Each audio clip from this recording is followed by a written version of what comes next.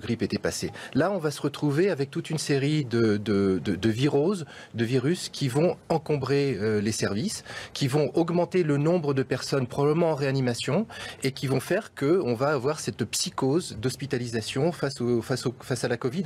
On va croire que toutes les viroses que l'on va avoir, les rhinopharyngites, les angines, les bronchites que l'on va avoir vont être rattachées à cette Covid. D'ailleurs, moi, dans mon cabinet, toutes les personnes que je vois qui présentent des rhinopharyngites, que j'aurais étiqueté rhinopharyngites les années précédentes, je les étiquette et on les étiquette Covid parce qu'il y a cette phobie autour de la Covid. Dès que le Covid-19 peut être une cause, on le met comme étant la cause décès. On le met comme étant la cause décès. Donc, des cas qui n'ont pas été testés. Des cas qui n'ont pas été testés. Chaque année, en temps ordinaire, il y a environ 1000 personnes par mois qui meurent dans les CHSLD. Et dans le fond, il faut comprendre que des décès actuels qu'on comptabilise associés au COVID-19 seraient survenus malgré la situation. C'est pourquoi on a plus de décès au Québec qu'à d'autres endroits dans le monde.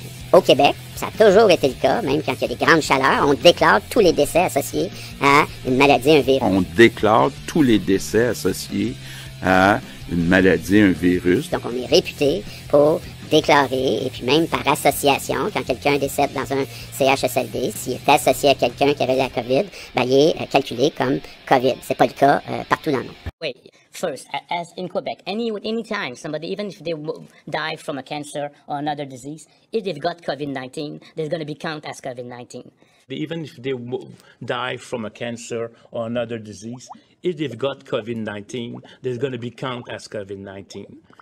On connaît tous les hivers à Paris, les lits de réanimation sont totalement saturés. Nous transférons des patients à Orléans, à Chartres, tous les hivers. En temps normal déjà. En temps normal. Avant la période, on n'en parlait jamais. Avant la période bien sûr, on n'en parle pas. Alors que nous, on en parle tous les jours. On demande des lits supplémentaires.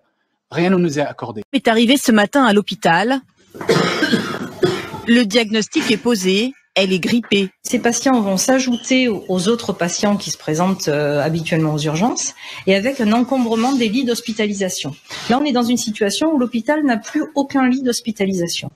Situation inquiétante dans les services d'urgence. Une centaine d'établissements viennent de déclencher ce qu'on appelle le plan hôpital en tension. En termes simples, cela signifie qu'il n'y a plus assez de lits. Les patients sont parfois soignés à même les brancards dans les couloirs.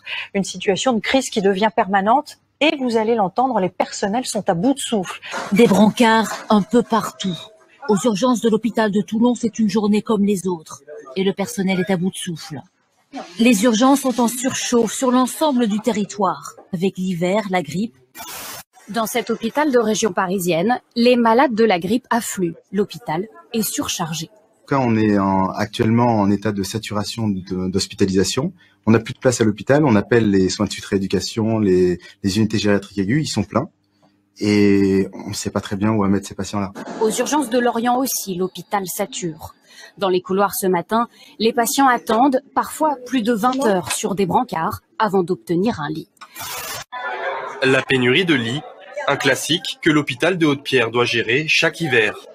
Quand il n'y a plus de lits, on fait au mieux, on a recours un petit peu aux cliniques aux alentours, aux hôpitaux. Il y en a certains qu'on peut gérer aussi en ambulatoire. Et sinon, le cas échéant, il y a des gens qui passent la nuit sur des brancards parce qu'on n'a pas le choix.